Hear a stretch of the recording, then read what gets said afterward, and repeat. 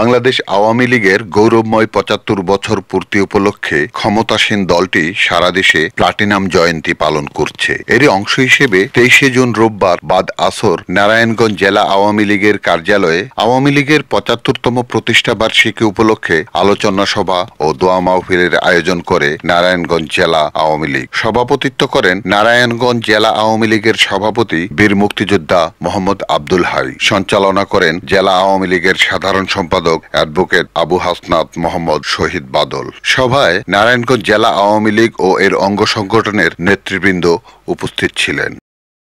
জাতীয় চার নেতার প্রতি শ্রদ্ধা এবং স্টিল নাও জাস্ট নাও এই পর্যন্ত যত নেতা কর্মীরা আত্মহত্যা দিয়েছে স্যালুট করি।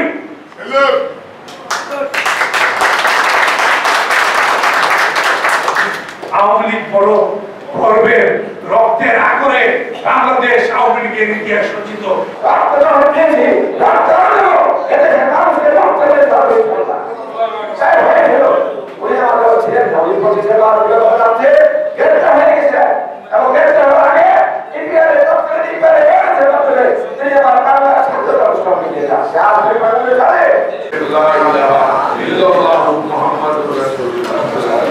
Report Shahjahan Chowdhury, NAN TV, Narayanganj.